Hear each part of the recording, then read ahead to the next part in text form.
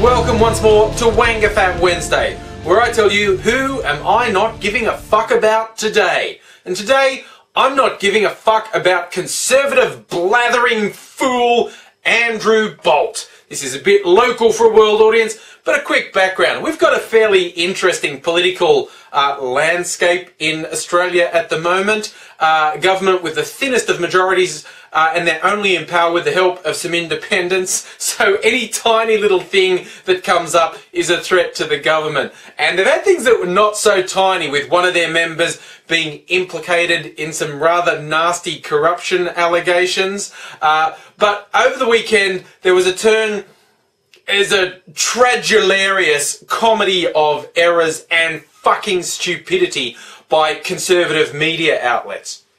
Now, the guy I'm talking about, Andrew Bolt, writes a blog for one of Murdoch's tabloid shit rags in Australia. It's probably syndicated to a couple of the shit rags, you know, because they like to spread the shit around in the Murdoch empire.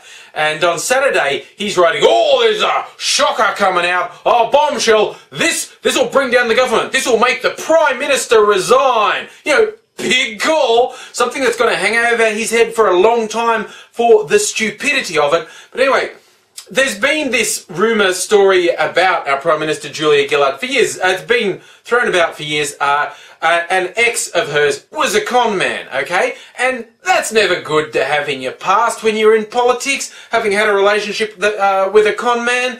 But every time it's come up, yeah, it's been denied. And categorically, Julia Gillard herself is not guilty of any con. She was, you know, going out with a con man, but she herself was not involved in it. But hey, politics is politics. If you can throw shit at someone, you do it.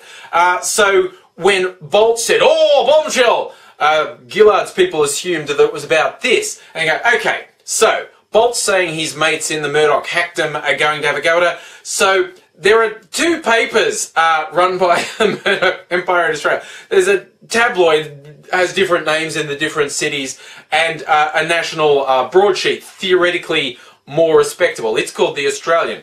So, Gillard's office calls up the tabloid and says, are you printing this shit yet again? And they went, nah, no we're not. Honest, we're not.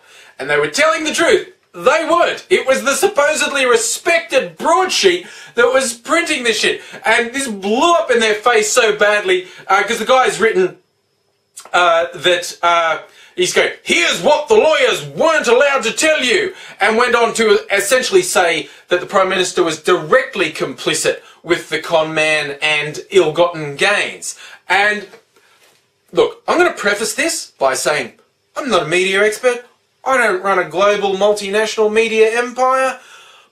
But if someone goes to attack the head of the government in a country and throws a sentence in their article saying, here's what the lawyers wouldn't let you see, I'd give that a good hard fucking look. That would ring one or two alarm bells to me.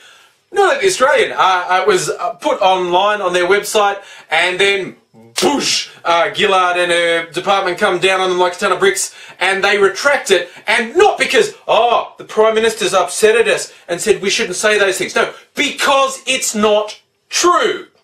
That's the benchmark there. What they said isn't true. And Bolt's having none of this. Oh, free speech is being impugned. Oh, I've got a right. You don't have a right to slander people in this country. I know in America, if you're used to Fox News, you must be shocked at a media outlet actually being called to account when they tell fucking lies. But it's harder to get away with that in Australia. And for me, probably the most tragilarious, which is tragically hilarious moment, was Bolt in all his indignation. Oh, free speech is under attack. I'm considering resigning on principle. Then he remembered he doesn't have any principles. He's a soulless, shallow, gutter hack. And you know, free speech is not about freedom to lie and freedom to slander. By his own standards, I can now tell you the fact that he has been convicted in 15 countries of raping zoo animals. Not actually true, but that doesn't appear to matter to Andrew Bolt.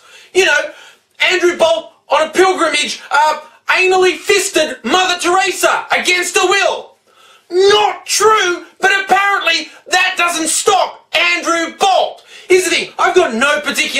this Prime Minister and this government, but I do have a particular bias against lying, self-serving hacks like Volt. But if you're going to go out and big note yourself and then not be able to cop that you're a fucking moron who believed the lie, and to say that being unable to print lies is an infringement of your free speech, I simply don't give a fuck about you.